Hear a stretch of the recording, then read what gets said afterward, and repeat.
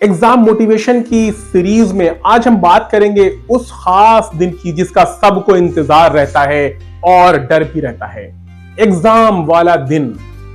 दोस्तों, बहुत सारे बच्चे तैयारी करके भी सिर्फ इसलिए गलती कर बैठते हैं क्योंकि उस दिन छोटी छोटी कुछ बेवकूफियां कर देते हैं और कुछ बच्चे कम तैयारी में भी सिर्फ समझदारी से काम लेकर ठीक ठाक पेपर कराते हैं। फर्क उस दिन के व्यवहार से पड़ता है। अब सबसे पहले सुबह की बात करते हैं। जिस दिन एग्जामिनेशन है उस दिन कोई नया काम मत करना। मतलब ना नया तेल, ना नया शैम्पू, ना नया जूता, ना कोई नया खाना। एक बार मेरा जानने वाला, उसका बेटा, उसने एग्जाम वाले दिन एक नए जूते पहने। पूरे रास्ते उसके पैर में छाले पड़ गए। आधा ध्यान वहीं चला गया। छोटी बात लगती है लेकिन दिमाग वहीं फंस जाता है। अब नाश्ते की बात, खाली पेट मत जाना, बहुत भारी खाकर भी मत जाना। हल्का और जाना पहचाना खाना खाओ ताकि पेट भी ठीक रहे और दिमाग भी ठीक रहे। अब सेंटर पर पहुंचने के बाद की बात, बहुत सारे बच्चे बाहर खड़े होकर यही चर्चा करते हैं रहते हैं, पेपर बहुत मुश्किल आएगा, इस बार तो सब फेल होंगे। सच बताऊं, ऐसे लोगों से थोड़ा दूर रहो क्योंकि ये अपने साथ साथ दूसरों का भी दिमाग खराब करते हैं। अपने मन में बस एक बात याद रखो, जो आता है वही लिखना है।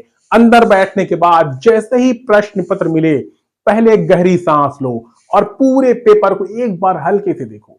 ये काम के 2-3 मिनट बहुत जरूरी होते हैं। इससे दिमाग को पता चल जाता है कि क्या क्या आ रहा है और कहां से शुरू करना है। अब लिखना शुरू करते समय सबसे पहले वही सवाल करो जो तुम्हें अच्छे से आता है।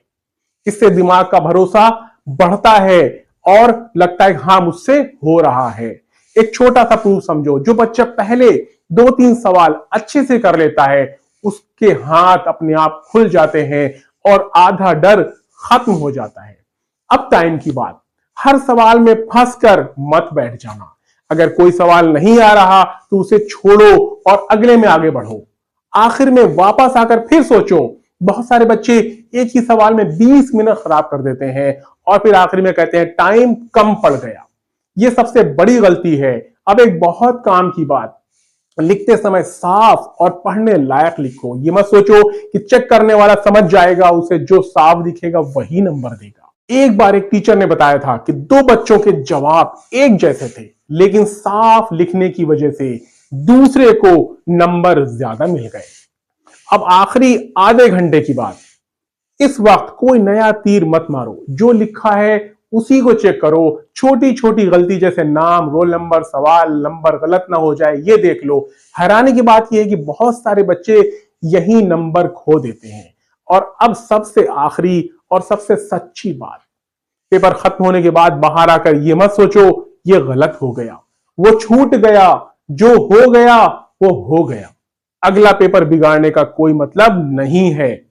एक लड़का था जो हर पेपर के बाद आधा घंटा रोता रहता था और अगला पेपर भी उसी वजह से खराब कर देता था। और उसका एक दोस्त जो कहता था चलो जो हुआ सो हुआ, अब अगले पर ध्यान देंगे। बताओ ज्यादा कौन ठीक सोच रहा है? इसलिए याद रखो, परीक्षा सिर्फ सवालों की ही नहीं होती, परीक्षा धैर्य की भी होती है। जो शांत रहा वही आगे निकला। दोस्तों, अगले वीडियो में हम बात करेंगे अगर परीक्षा में कुछ याद ना आए या दिमाग अचानक खाली हो जाए तो हमें क्या करना चाहिए। उम्मीद है आपको ये वीडियो अच्छा लगा होगा। बने रहिए हमारे साथ अगले वीडियो में इस सीरीज की। और अगर आपको अच्छा लगा हो तो प्लीज लाइक और सब्सक्राइब जरूर कीजिएगा। Thank you so much.